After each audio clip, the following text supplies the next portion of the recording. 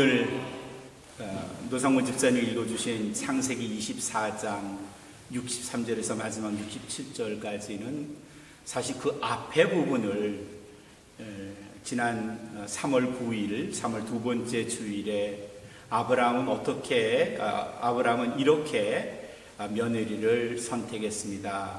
그런 제목으로 말씀을 나누었던 그 본문에 이어지는 말씀이 오늘의 말씀입니다. 벌써 3달 가까이 됐으니까 까맣게 잊어버리셨을 것 같아서 제가 다시 창세기 24장을 잠깐 설명하면 이런 겁니다. 아브라함의 나이가 140살쯤 되었을 때예요. 그러니까 이삭의 나이가 40살쯤 되었을 때에 아직도 홀로 있는 아들 이삭을 보고 굉장히 안타깝게 여겼습니다. 그때 아브라함이 살고 있었던 곳은 가나안 지역이었고 그 지역의 여인들은 대부분 다 이방 종교를 믿고 있었기 때문에 하나님을 믿는 아브라함 혹은 이삭과는 종교적으로 맞지 않았죠. 문화적으로 융합될 수가 없었습니다. 그래서 아브라함이 자기의 고향 하란, 지금으로 말하면 아브라함이 살던 지역에서부터 한 1000km쯤 떨어진 굉장히 멀리 있는 자기의 고향 바다마람에 가서 여자를 데려오겠다 생각을 한 거예요. 그래서 가장 아끼는 충복이죠. 엘리에셀 종에게 너 내 고향에 다녀와라 해서 엘리에셀을 보냅니다. 엘리에셀이 갑자기 주인이 아브라함이 가서 며느리감을 데려오라 했더니 깜짝 놀랬죠.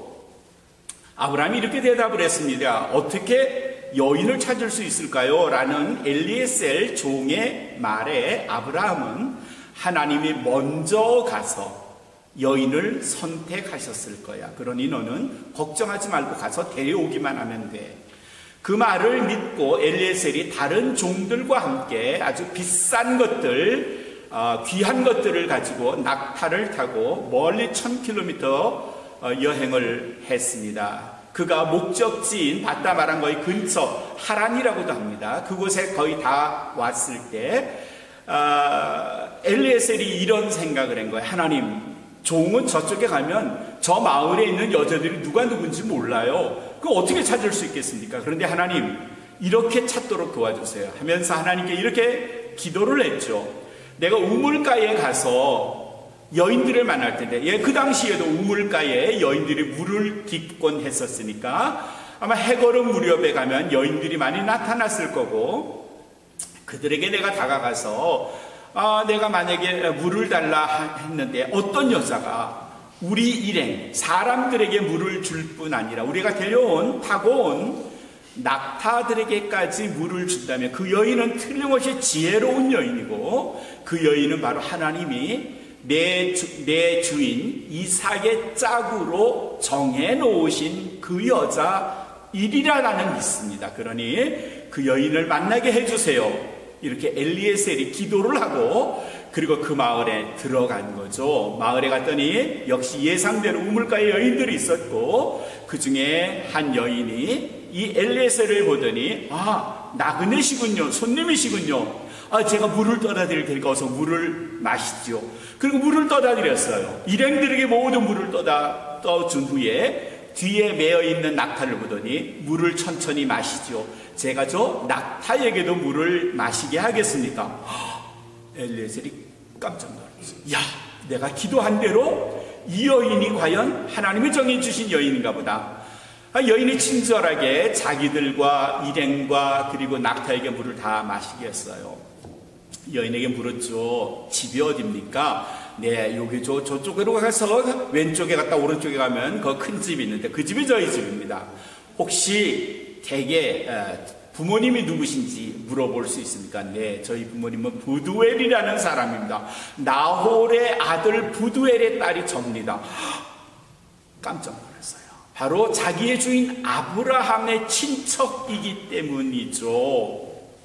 그래서 그 여인에게 자기 집에 가자고 했습니다. 갔더니 그 여인의 부모님이 나와서 기다렸고, 또 오빠 라반이라고 하는 오빠까지 나와서 손님을 맞이했습니다. 다짜고짜 자리에 앉은 이 엘리에셀이 그 여인의 부모님에게 또 오빠에게 자초지종을 이야기했습니다. 저는 멀리 거의 한 달 가까이 왔는데 거기에 있는 우리의 주인은 아브라함입니다. 아들이 있고요. 아직 결혼을 못해서 혼처를 찾으러 왔습니다. 제가 오는 길에 하나님에게 이렇게 기도했죠. 또 우리 주인도 하나님께서 미리 짝을 지어주실 거라 해서 그 말을 믿고 왔는데 딱 내가 기도한 대로 당신의 딸, 이 딸이 나를 맞았고 내가 말한 그 조건에 딱 맞게 충족을 시켰습니다. 그러니 이 딸이 하나님이 정해주신 내 주인의 이삭의 아내가 될 여자라고 나는 확실히 믿습니다. 이렇게 말한 거예요. 그랬더니 부두엘 그리고 그의 아들이죠. 이 여인의 오빠가 그러시군요. 그런 건 하나님이 행하신 일이겠네요. 그리고 그 집에서 하룻밤 잘 잤어요. 그리고 그 다음날 아침이 됐어요. 잘 자고 일어난 엘리에셀이 그 집 주인에게 부두엘에게 말했어요. 이제는 내가 돌아가려 합니다. 잘 잤고 혼처도 찾았으니 내가 이제 내 주인에게 가서 이 사실을 알릴 겁니다. 그런데 내가 당신의 딸을 데려가고 싶습니다. 딸을 오라 했습니다. 부두엘이 자기의 딸을 오라 했습니다. 그 딸의 이름이 뭔가 하면 리브가였어요. 리브가.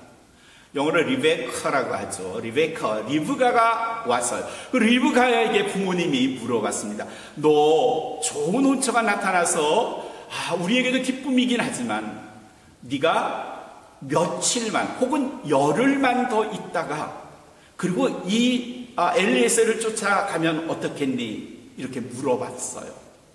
리브가가 뭐라고 대답을 했을까요? 며칠 더 있겠다고? 얼마나 더 있을 거라고 얘기했을까요? 정테레사 집사님이 이런 제안을 받았다면 뭐라고 대답하셨을 것 같아요? 한 달쯤 있다가? 리브가의 대답은 뜻밖이었습니다. 아니요, 지금 당장 이 엘리에셀을 쫓아 가겠습니다. 이렇게 대답했어요. 자, 이제 퀴즈예요. 왜 이 여자 리브가는 어제 자기 집에 찾아온 이 엘리에셀을 보고 그의 말을 듣고 그리고 오늘 하룻밤 지난 다음에 이제 가면 언제 돌아올지도 모르는데 그 먼 길을 떠나서 결혼하려고 했을까요? 왜 이 엘리에셀을 쫓아서 가나안 땅에 가서 이삭과 결혼하려고 했을까요? 이렇게 하면은 너무 광범위해서 잘 못 맞히실 것 같죠? 1번, 제가 4개를 낼게요. 1번, 친정에서 너무 시달렸어. 2번, 나이가 차서 빨리 결혼하고 싶어서.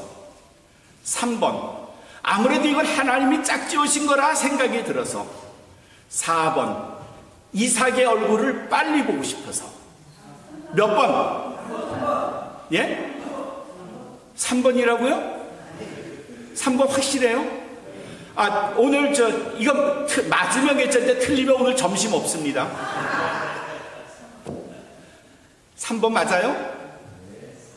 3번 맞아요. 어젯밤에 엘리에셀이 와서 했던 이야기를 다 들은 거예요. 들었더니 주인 아브라함도 이 엘리에셀 종에게 이렇게 말했어요. 하나님께서 먼저 가서 짝지워 주신 그 짝을, 여자를 가르쳐 주실 거야. 엘리에셀도 도착하기 직전에 하나님께 기도했대요. 우리에게 물을 마시게 해줄 뿐만 아니라 사력 있게 낙타에게까지 물을 주는 그 여인이 있다면 그 여인은 틀림없이 하나님이 정해주신 짝일 거야 라고 말했다는 거.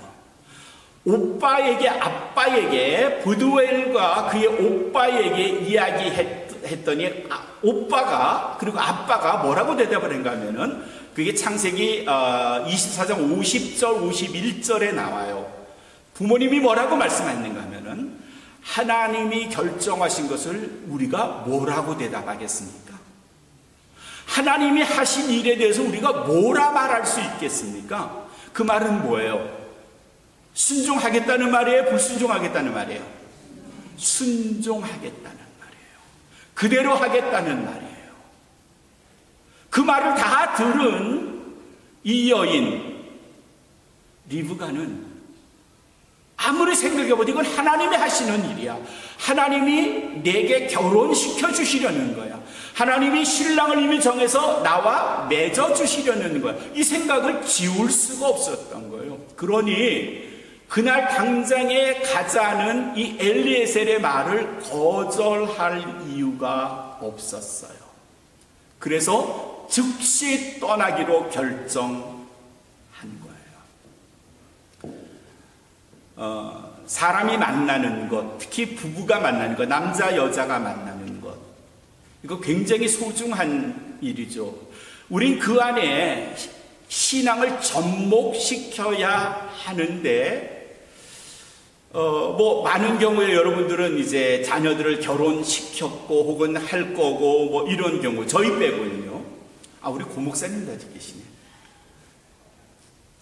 우리의 자녀들 혹은 손주들의 결혼에 대해서 그 문제, 혼사 문제에 우리는 하나님을 관련시키나요? 시키고 있나요? 내 자녀들의 결혼을 하나님께서 정해주신 사람으로 할 수 있도록 하나님 도와주세요. 이런 기도 하시나요? 정 집사님 킴벌리를 위해서 그렇게 기도하셔야 되는 거죠. 그렇게 기도하셔야 돼요. 내 자녀들이 하나님의 주권으로 결혼할 수 있도록 도와주세요. 그래서 자녀들이 배우자를 만나면 이건 하나님이 정해주신 짝이다라고 믿고 결혼하는 거죠. 그리고 결혼 생활을 해야 하는 거고요. 그래야 건강한 부부가 되고 신앙 위에 그 가정이 세워지게 되는 거죠. 오늘 리브가는 그 믿음을 가진 거예요. 내가 결혼하는 건, 내가 지금 가나안 땅 아브라함의 집에 가는 건, 이삭을 남편으로 맞는 건 사람과 사람의 만남이 아니라 하나님이 정해주신 짝을 하나님의 신앙 위에서 맺어지는 거고 열매 맺는 거고, 그리고 우리의 가정을 하나님의 신앙 위에서 세우게 되는 거야. 그 믿음을 가졌기에 즉시 그는 하나님을 따라서 하나님께 순종하는 마음으로 하나님이 역사하시는 대로, 하나님이 이끄시는 대로 따라간 거죠. 제가 아는 여자가 있어요. 어릴 때부터 내 남편은 하나님을 믿는 사람, 하나님께서 정해주세요. 자기의 신랑을 위해서 어릴 때부터 기도했대요. 그리고 진짜 남자를 만났어요. 그리고 결혼했어요. 그리고 미국에 왔고요. 그리고 로스앤젤레스에 살고 있어요. 그리고 온마음교회를 다니고 있어요. 제가 누구라고 이야기는 하지 않는데 어릴 때부터 그렇게 기도하고 신랑을 맞았고 결혼을 했더니 아직까진 잘 살아요. 이제 이후에는 모르겠지만 그 여자가 궁금하시면 뭐 짜장면 한 그릇 사주시면 제가 대답을 해드릴 수도 있습니다.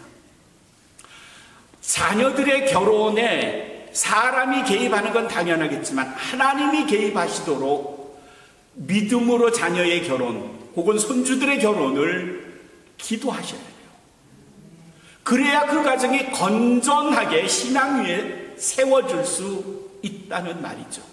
사랑하는 성도 여러분, 여러분의 가정을 위해서 기도하신다면, 자녀를 위해서 기도하신다면, 그들의 혼사를 위해서 기도하신다면 하나님이 개입하시도록, 하나님께서 그들의 배우자를 정해주시고 가정을 가질 수 있도록 기도하시기를 주님의 부탁드립니다.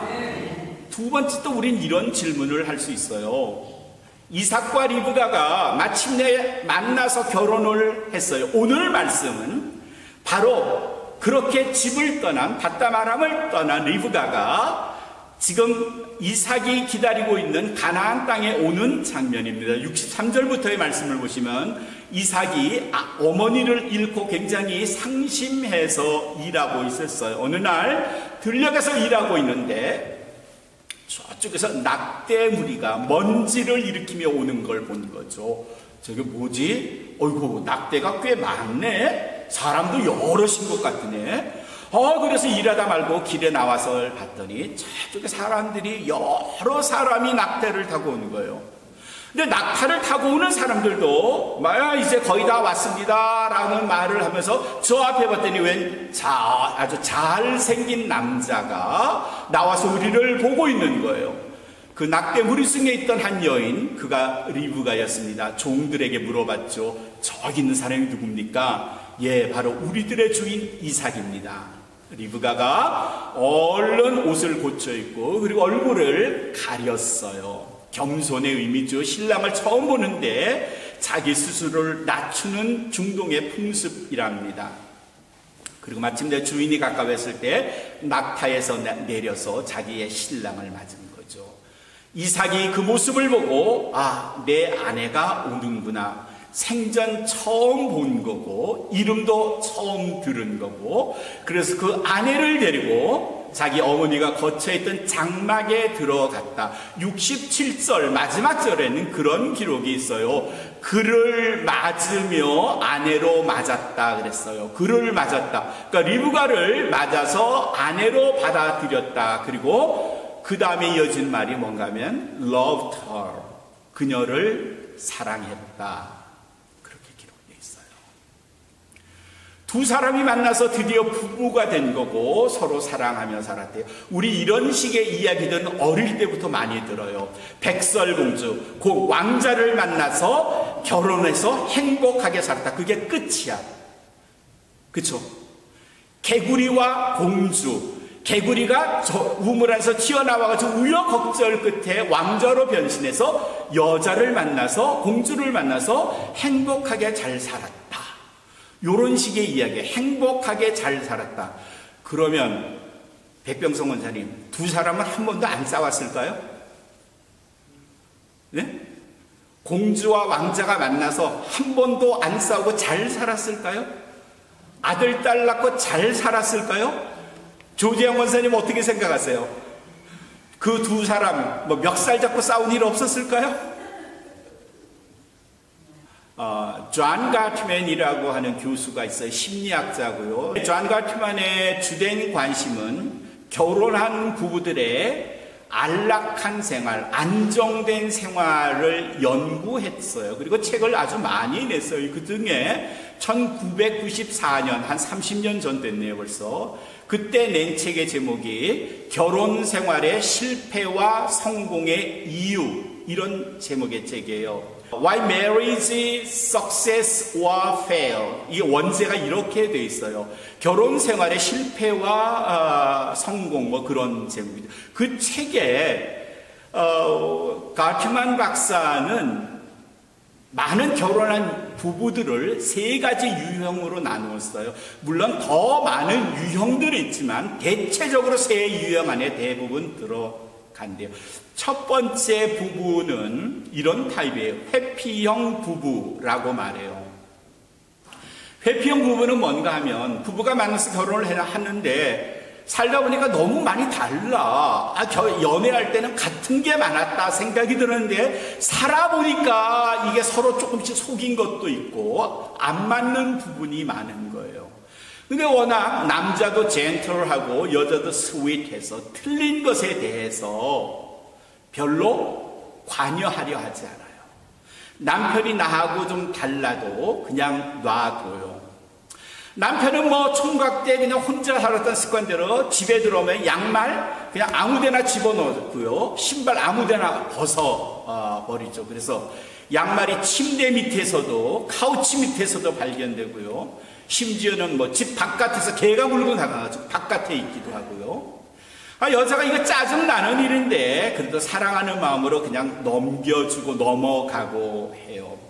이 회피형 부부는 이런 틀린 것에 대해서 서로 가급적 잔소리하지 않고 관여하지 않으려 하니까 그저 별 충돌 없이 문제 없이 잘 넘어가요. 남들이 보면 굉장히 잘 맞는 부분이에요. 서로의 약점, 잘 맞지 않는 걸 이야기하지 않으니까 절대로 그 부부에게 심각한 문제가 있다고 생각하지 않아요. 그런데 결정적으로 뭔가 큰일이 터졌을 때 이제까지 쌓아왔던 그 불편한 것들, 불만스러운 것들이 마치 다이너마이트 터지듯 한꺼번에 다 터져 버리죠.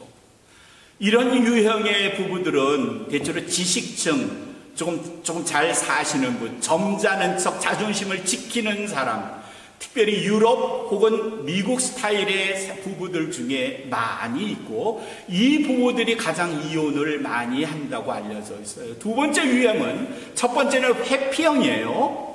서로에게 이렇게 대들고 귀찮게 안 하려고 하는 거죠. 두 번째는 충돌형이에요.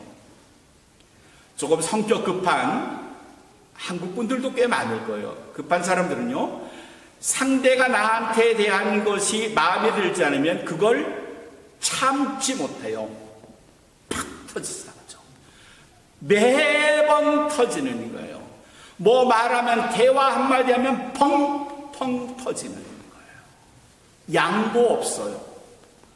매번 터져요. 그리고 이 부부가 잘하는 말 중에 하나는, 우린 뒤끝 없어.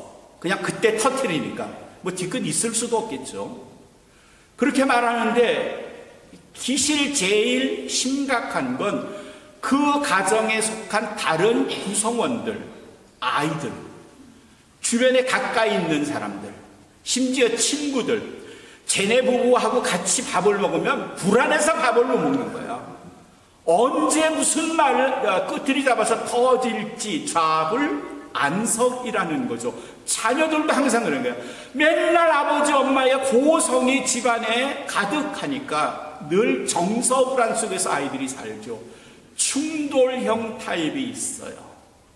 세 번째 타입이 있는데, 그 타입이 뭔가 하면 융합형이라고 그래요. 융합형 부부는 아내와 남편의 각각의 단점, 모자라는 점, 나하고 다른 점, 이런 것들을 잘 알고 있어요. 근데 그것들을 어떻게 하든지 서로의 안에서 그것들을 좀 상쇄시키거나 아니면 다른 방향으로 이끄거나 혹은 이해하는 방향으로 그 문제들을 넘겨버린 거예요. 서로의 장점과 단점들을 알고, 장점은 합하고 단점들은 상쇄해. 그래서 취장보단이라고 그러죠. 취장, 장점은 취하고 보단, 단점은 서로 막아주는 거예요. 이게 융합형이에요. 융합형은 서로의 단점을 잘 알지만 그걸 문제시 삼지 않아요. 그냥 저 여자는 그냥 그런 사람이야. 이 남자는 그런 사람. 근데 이 융합형 부부의 아주 독특한 특징이 있는데, 그건 뭔가 하면은 스스로를 변화시키려고 끊임없이 노력한다는 점이에요. 예, 총각되는 자기는 양말을 아무데나 벗었고, 신발도 아무데나 벗었고, 설거지통에는 3일 전에 먹은 지저분한 그릇이 있었던 사람이 결혼하고 아내를 만나고 몇 번 소리를 들은 거죠. 그때 내가 양말을 이렇게 벗으면 안 되겠구나. 빨래통 속에 넣어야지. 식사를 끝마치면 가능한 그때 설거지를 해야 되겠구나. 스스로를 개선해 나가는 일에 인색하지 않은 거죠. 이 사람도 그렇게 하지 않으면 충돌형이 될 수 있고요, 회피형이 될 수 있는데, 부부가 끊임없이 스스로를 개선시키기 위한 노력을 하는 거죠. 그래서 결국 둘이 잘 맞는 부부가 되는 거예요. 어떤 부부도 처음부터 잘 맞는 부부가 없다는 것이 이 가티만 박사의 이야기예요. 그런데 그 잘 맞지 않는 부부가 결국 잘 맞는 부부가 되는 것은 바로 이해하는 마음과 스스로를 개선시키려고 하는 마음이 있기 때문에 이 부부는 충돌형 혹은 회피형에서 융합형 부부가 될 수 있다는 거죠. 이어지는 존 가트만 박사는 이런 이야기를 해요. 보통 부부는 한 4번, 5번의 행복한 순간이 있다면 그 후에는 한 번쯤에 폭풍 같은 어려운 시기가 온다는 겁니다. 그게 뭐 건강일 수도 있고요, 자녀 문제일 수도 있고, 부부간의 문제일 수도 있고, 재정적인 문제일 수도 있겠죠. 근데 이렇게 어려운 폭풍이 올 때 회피형 부부는 어떻게 노를 젓는가 하면 자기들이 탄 인생의 노트를 서로 자기가 가려고 하는 방향으로 짓는 거예요. 아내는 왼쪽으로 가려고 하고 남편은 오른쪽으로 가려고 노를 계속 젓는 거예요. 무슨 일이 일어나요? 움직이지 않아요. 가만히 있어요. 잘못하면 뺑뺑 돌다가 그냥 폭풍 속에 가라앉아요. 서로 이야기하지 않아요. 합의하지 않고요. 자기가 생각한 옳은 방향으로 그냥 노를 젓는 거예요. 충돌형은 어떻게 이 상황을 헤쳐나갈까요? 여보, 우리 오른쪽으로 져야 무슨 소리야, 왼쪽으로 져야지. 아니야, 그쪽으로 잠깐만 절벽이 있을지도 몰라. 오른쪽으로 져야 돼. 폭풍 그 순간에 계속 싸우면서 폭풍을 맞아요. 노 한 번 저어보지 않고 물속에 싱크다운하는 거죠. 회피형은요, 어디로 가야 할 건가를 이성적으로 논리적으로 서로 의논하고 합의한 후에 한 방향을 향해서 노를 젓는답니다. 여러분은 어떤 부부 유형에 속하나요? 이걸 부부 관계에만 적용할 수 있는 것만은 아니고요. 우리 교회 신앙 공동체도 마찬가지예요. 신앙 공동체에도 많은 사람이 들어오고 나가요. 다 형형색색 다 다르잖아요. 그러니까 서로가 서로를 맞춰주기가 정말 어려운 환경이 이 교회라는 신앙 공동체예요. 여기에도 다양한 유형이 있어요. 그래서 특별히 한 사람에게 우리가 모두 다 맞춰줄 수는 없어요. 우리가 융합형 결혼이 부부가 가장 이상적이라고 생각한다면 신앙 공동체도 동일하게 융합형이 되어야 돼요. 다른 말로 말하면요, 서로 다 다른 걸 우리가 아는 거예요. 근데 우리가 융합형이 되려면 내 단점이 뭔지를 내가 안다면 그걸 개선해서 고쳐나가도록 해야 돼요. 다른 사람의 다른 걸 이해하고 받아줘야 돼요. 그렇지 않고 나 저 사람이 이해할 수 없고 틀렸으니까 난 저 사람이 나가든지 내가 나가야 돼. 이런 유형의 성도들이 교회의 한 자리를 차지하고 목소리를 내면요, 그 교회 전체가 힘들어져요. 교회도 융합형 교회가 되려면 서로를 이해해 줘야 돼요. 그리고 두 번째는 자기 스스로를 개선해 나가지 않으면 자기가 나가든 혹은 교인들이 나가든 해야 돼요. 그렇지 않으면 끊임없는 교인들 간의 분쟁이 있을 수밖에 없어요. 아마 여러분도 그런 경험 꽤 해보셨을 거예요. 저도 해봤고요. 그래서 교회에는 융합형 교회가 되기 위해서 노력하는 분들이 많을수록 교회가 평안해져요. 온마음 교회는 어떠냐고요? 100% 융합형 교인들입니다. 자기를 양보하고 기꺼이 다른 사람의 의견을 수용해주고 다른 사람의 다른 걸 인정해주고 내 잘못된 걸 넉넉하게 개선해가면서 우리 전체가 하나로 어떤 방향을 향하여 나갈 수 있도록 우리 스스로 개선해 나가는 것, 이게 융합형 교회죠. 오늘 말씀의 주인공인 이삭과 리브가, 이 두 사람은요 25장 가보면 그들의 결혼 생활이 잠깐 등장해요. 이 두 사람에게 문제가 있었어요. 그 뭔가 하면 느즈막하게 나이 40에 결혼한 이삭이 아이가 없었던 거예요. 결혼했는데 아이가 없었던 거예요. 이건 지금도 그렇지만 고대 사회에서는 더 큰 문제였어요. 결혼해서 아이를 못 낳는다 그러면 신랑 신부 중에 누가 더 좌불안석이겠어요? 보통 다 아내가 힘들어하죠. 아내가 고통스러워합니다. 근데 창세기 25장 21절을 보면 그 사실을 안 이삭이 하나님께 기도했대요. 하나님, 내 아내가 아이를 낳지 못해 굉장히 힘들어하네요. 하나님께서 그의 태를 열어주시면 어떨까요? 우리에게 자녀를 좀 주시죠. 이렇게 남편이 하나님을 위해서 기도했대요. 그런 장면이 21절에 나와요. 이 모습 보면서 이 남편 이삭이 아내 리브가에 대한 사랑이 어떻다는 생각이 드세요? 굉장히 자기 아내를 아낀다는 생각이 들지 않으세요? 굉장히 아내를 생각한다는 생각이 들지 않으세요? 24장 제일 마지막 67절에 그를 맞아들여 아내로 삼고 그리고 사랑하였다 했는데 그 사랑이 오랜 시간 지속이 되면서 자기의 아내 리브가를 끔찍히 아꼈다는 거죠.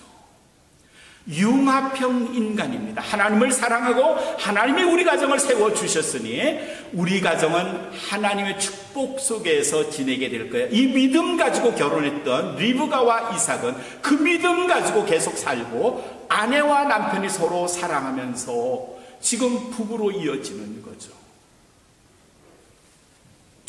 우리들의 가정, 아들, 딸의 가정, 또 손주들의 가정도 있기도 하죠. 그들의 가정이 하나님이 짝지어진 가정이 될 수 있도록 기도하는 의무는 여러분 각자에게 다 있습니다. 그들이 하나님이 짝지어 주신 것을 알고 하나님 안에서 살 수 있도록 도와주세요라고 기도를 멈추지 마셔야 됩니다. 더불어서 그들 자체가 융합형 부부가 될 수 있도록, 융합형 가족이 될 수 있도록, 또 포괄적으로 말하면 우리 온마음 교회의 성도들이 융합형 성도, 융합형 교회가 될 수 있도록 우리가 마음을 쓰고 이해하고 관용을 베풀고 나 스스로를 개선하는데 노력을 아끼지 않는 것, 이것이 건전한 교회, 행복한 교회가 되는 줄로 믿습니다. 이 믿음을 가지고, 이 마음을 가지고 우리 교회도 늘 밝고 행복한 교회, 여러분의 가정, 여러분 자녀들의 가정 모두가 하나님의 반석 위에서 세워진 가정 될 수 있도록 계속 기도하시는 우리 온마음교회 모든 성도가 되시기를 주님의 이름으로 축원합니다. 은총의 하나님,